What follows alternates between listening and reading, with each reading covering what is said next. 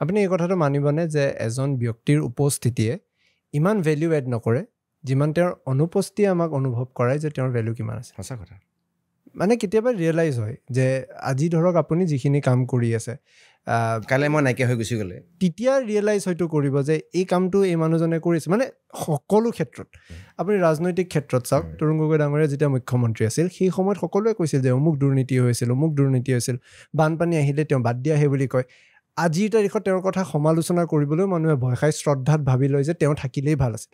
সোণোৱাল ডাঙৰীয়া থাকোঁতেই প্ৰশ্ন আছিল যে এনেকুৱা কৰিব নালাগিছিল, অমুক কৰিব নালাগিছিল। আজি হিমন্ত বিশ্ব শৰ্মা ডাঙৰীয়া হোৱাৰ পিছতে সোণোৱাল ডাঙৰীয়া ভাল বুলি কৈছিল। আমি অতীত ইমান ভাল পাওঁ যে বৰ্তমানত জীয়াবলৈ পাহৰি যাওঁ। সেইটোতো এটা বৰ্তমান সময়ত মই ভাবিছোঁ এইটো কেৱল অসমীয়া জাতিৰ লক্ষণ নে মানুহৰ লক্ষণ, এই কথাটো মই কিন্তু মানে ডিফাৰেণ্ট কৰিবৰ কাৰণে দিগদাৰ হৈছে, ভাগ কৰিবলৈ দিগদাৰ হৈছে। কিন্তু কথাটো এনেকুৱা ধৰণৰ হয়, যেতিয়া দেখিলোঁ যে অসমীয়া মানুহখিনি ক'ৰবাত নহয় ক'ৰবাত ভুগি আছে, আগ্ৰাসনতে হওক, ভাষিকভাৱেই হওক বা বিভিন্ন ক্ষেত্ৰৰ ফালৰ পৰাই হওক। মই এনেকুৱা নহয় যে পলিটিকেলি এতিয়া মই কোনোবা দলত যোগদান কৰিব নোৱাৰোঁ, পাৰোঁ চাগে 100% পাৰোঁ, বা যি ইচ্ছা তাকে কৰিব পৰা যদিও মানুহ নহয়, ক'ৰবাত নহয় ক'ৰবাত চাগে মেনেজো হ'ব পাৰোঁ, ক'ৰবাত নহয় ক'ৰবাত চাগে বেলেগ ৱেৰ কথা ভাবিব পাৰোঁ। কিন্তু ভাবিছোঁ যে সন্মুখৰ পৰা নেতৃত্ব দি থকা সময়ত এচাম মানুহে কিন্তু আমাৰ ওপৰত মানে সংগঠনটোৰ ওপৰত, নেতৃবৃন্দৰ ওপৰত, জাতীয়তাবাদী মানুহখিনিৰ ওপৰত ক'ৰবাত নহয় ক'ৰবাত আস্থা ৰাখিছে। গতিকে ভাবিলোঁ এই মানুহখিনি মানে আশা আকাংক্ষাত মানে আপুনি কুঠাৰাঘাত কৰাতকৈ কথাখিনি আগবাঢ়িলে ভাল হয়। গতিকে মোকতো ঘৰত প্ৰথমতে মানা কৰিছিলে, তো কিহত যোগদান দিলেগৈ? কিয় 2020 চনত বীৰ লাচিত সেনা জইন কৰিব মন গ'ল? আজি হয়তো এটা দুটা বছৰত যিমানখিনি সক্ৰিয়ভাৱে আপোনালোকৰ কথা আলোচনা হৈছিল, আজিৰ পৰা 5-6 বছৰ আগত ইমানো সক্ৰিয়ভাৱে নাছিল। সেই সময়ত কিয় বীৰ লাচিত সেনাই আকৰ্ষিত কৰিলে? মোক কেব আৰু কা শৃংখলকতো শৃংখল মোৰ কি কয় শিৱসাগৰ বৰ্তমান সময়ত ইউনিভাৰ্চিটি শিৱসাগৰ কলেজৰ সেইটো সময়ত সি মোতকৈ এটা বেষ্ট ছিনিয়ৰ আছিলে। তেতিয়া মানে ধৰিছোঁ ষ্টুডেণ্ট পলিটিক্সত মই আছিলোঁ ডিব্ৰুগড় বিশ্ববিদ্যালয়ত। তেতিয়া শৃংখলা কেনেকুৱা আছিল? শৃংখল একেটা ষ্টাইল দেই, এনেকুৱা একদম মানে শৃংখল এটা মানে ডাইলগ এতিয়াও মনত আছে। তেতিয়া তাৰমানে আমি 2006-07-08 মানে মোবাইল নতুনকৈ ওলাইছে, মানে চব ষ্টুডেণ্টে মোবাইল ব্যৱহাৰ কৰিব বিচাৰে, কিন্তু তেতিয়া মোবাইল ইউজ কৰা নাছিলে, ইউজ কৰিব দিয়া নাছিলে। তেতিয়া শিৱসাগৰ কলেজৰ প্ৰিন্সিপাল আছিলে প্ৰকাশ কটকীয়া। চাহ মানে সাংঘাতিক, মানে চাহ আহিলে কিবা বাঘ অহা যেন লাগে। মানে সেই বাঘৰ আগত মানে শৃংখল চলিয়াই কৈছিলে, যদি এছিষ্টেণ্ট প্ৰফেচাৰ প্ৰিন্সিপালে যদি মোবাইল ব্যৱহাৰ কৰিব পাৰে তেতিয়াহ'লে ষ্টুডেণ্টে কিয় মোবাইল ব্যৱহাৰ কৰিব নোৱাৰে।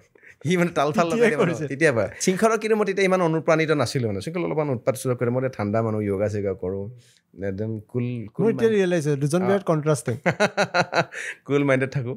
কিন্তু কেব আৰু কা যেতিয়া আহি গুচি গ'ল, আপুনি ওলাই গৈছে, ময়ো ওলাই গৈছোঁ, মোৰ মা আই পিতাই চব ওলাই গৈছে, সেইটো মানে আহি পেলাই মই খুব ডেপলি মানে ইমান ডিপলি সোমাম বুলি ভবাই নাছিলোঁ। মানে মই সোমাই গুচি গ'লোঁ। আৰু সোমাই যাতে মই আগতে অনলি য়োগাৰ লগত ৰিলেটেড মানুহ আছিলোঁ, আৰু যিটো বস্তু চিধাকৈ মই ইউটাৰ্ণ হৈ গ'লোঁ। আৰু মই আপোনাৰ চেনেলৰ যোগেদি এটা কথা ক'ম, মানে মোৰ জীৱনত এটা অন্যায় হৈছে, মানে সেইটো হ'ল আপোনাৰ অনিৰুদ্ধদেৱ ইউনিভাৰ্চিটি, যিখন স্পৰ্টছ ইউনিভাৰ্চিটি চাবুৱাত আছে। তাত সেই কেব কাৰ সময়তে মানে তাৰ আগে পিছে এটা পষ্ট ওলাইছিলে, সেইটো হ'ল সেই অনিৰুদ্ধদেৱ ইউনিভাৰ্চিটিত পাৰ্ট টাইম য়োগাৰ কি কয় টিচাৰৰ কাৰণে, য়োগা কোৰ্চৰ কাৰণে।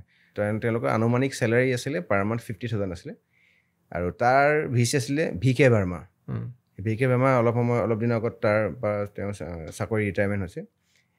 সেই তেতিয়া কি হৈ গৈছিল, যিমান আমি য়োগা মানুহে এপ্লাই কৰিছিলোঁ, চবচে হায়েষ্ট কোৱালিফিকেশ্যন মোৰ আছিলে। মই নেশ্যনেল মোৰ চিলভাৰ মেডেল আছিলে, ইণ্টাৰনেশ্যনেল মোৰ চিলভাৰ মেডেল আছিলে। মই য়োগাপত PG কৰিছোঁ, য়োগাপত মানে ধৰিছোঁ মাষ্টাৰ্ছ আছিলে। তাৰপৰা ফিজিকেল এডুকেশ্যনত মই ইউনিভাৰ্চিটিৰ পৰা BPEd MPEd গোটেই ডিগ্ৰীখিনি মোৰ আছিলে। মই ইণ্টাৰনেশ্যনেল জাজৰ এক্সামো কমপ্লিট কৰি থৈছোঁ, C গ্ৰেড ৰেফাৰী। কিন্তু মই তাত নাপালোঁ, মানে চাকৰিটো মই নাপালোঁ। তেওঁলোকে সেই বিহাৰ উত্তৰ প্ৰদেশনে এজন মানুহক VK বাৰ্মাই তাত এপইণ্টমেণ্ট কৰালে। তাৰ পাছৰ পৰাই কিন্তু মাথাত মানে এই জাতীয়তাবাদৰ কথাটো মানে একদম খেলাবলৈ আৰম্ভ কৰিলে। মোক খং উঠিলে খুব। আজি মোক এজন ডিষ্ট্ৰিক্ট স্পৰ্টছ অফিচাৰে ফোন কৰিছে, মানে বিকাশ তোমাৰ মনত পৰে নাই কেতিয়াবা তুমি বেছিকৈ মানে এই কথাবিলাকত উল্টা হৈ গুচি গ'লা, যে জাতিটোৰ কাৰণে যে মাত পাতিব লাগে। এতিয়া বহুখিনি মানুহ অৱহেলিত হৈছে অসমত। গতিকে সেই অৱহেলিত, নিষ্পেষিত, শোষিত জনতাৰ কাৰণে আগবাঢ়ি আহিছোঁ মাত পাতিবৰ কাৰণে।